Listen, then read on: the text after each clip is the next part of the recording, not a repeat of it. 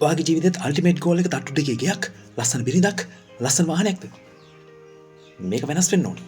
එතකොටනේ මේක ඔය කියන තට්ටු දෙකේ ඒ වගේම ලස්සන වාහනේ ඒ වගේම ලස්සන බිරිඳ සමහර විට ළමයි තුන්දෙනෙක් මේක තමයි ගොඩක් මිනිස්සුන්ගේ අල්ටිමේට් ගෝල් එක වෙලා තියෙන්නේ.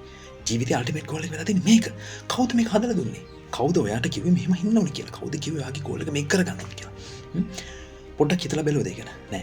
අපි නිතරම බලන්නේ අපිට පේන්න තියෙන. එහෙම නැත්නම් සමාජයේ පෙන්නන. එහෙම නැත්නම් අපිට ඇඩ්වර්ටයිස්මන්ට් වල පෙන්නන. නැත්නම් අපිට ටෙලිග්‍රාම වල පෙන්නන, මූවිස් වල පෙන්නන. ඒ ජීවිතේ ගොඩනගන්න.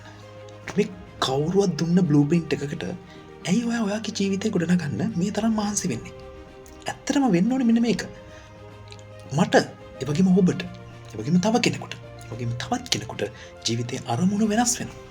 අපි කැමති දේවල් වෙනස්. අපි ආදරය කරන දේවල් වෙනස්. අපි ජීවිතෙන් බලාපොරොත්තු වෙන දේවල් වෙනස්. ඒ නිසා මේ වෙන කෙනෙක් දෙන ගෝල් එකක් පස්සේ දුවන්නේ නැතුව ඔයාට ගැලපෙන, ඔයාගේ ක්‍රමයට ගැලපෙන, ඔයාගේ විදිහට ගැලපෙන, ඔයාට මානසික සතුට දැනෙන, ඔයාට මානසික නිදහස දැනෙන.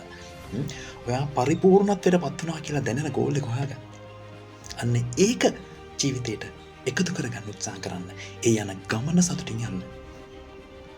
එහෙමයි අල්ටිමේට් ගෝල් එක හොයාගන්න. එහෙම නැතුව මේ වාණිජ සමාජය ඇතුලේ ගොඩනගලා දුන්න මේ පුංචි ගෝල් එකට හැමෝම රණ්ඩු වෙනකොට, මේ පුංචි ගෝල් එක අචීව් කරන්න හැමෝම දඟලනකොට ඔය කියන වාහනේ තට්ටු දෙකේ කියයි ලස්සන බිරිඳයි ඔය කියන මේ වැකේෂන් යන එකයි මේක අල්ටිමේට් ගෝල් එක කරගෙන ඉන්නවනම් ඔයා තවමත් මතක තියාගන්න මේ කවුරු හරි හදලා දුන්න එකක් මේක නෙවෙයි ඔයාගේ ගෝල් එක.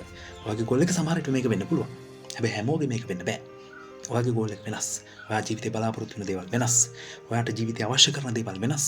ඔයා පරිපූර්ණයි කියලා ඔයාට දැනෙන්නේ යම් කිසි දෙයක් කරපුවම වෙන්න පුළුවන්. අන්න ඒ දේ හොයාගන්න. ඒ දේ කොහොමද හොයාගන්නේ? ඒ දේ කොහොමද ළඟා කරගන්නේ කියන දේ ගැන නිරන්තරයෙන් කටයුතු කරන්න. අන්න එහෙමයි ඔබේ ජීවිතේට ඔබේ වටිනා කියන ජීවිතයට අර්ථයක් එකතු කරගන්න පුළුවන් වෙන්නේ.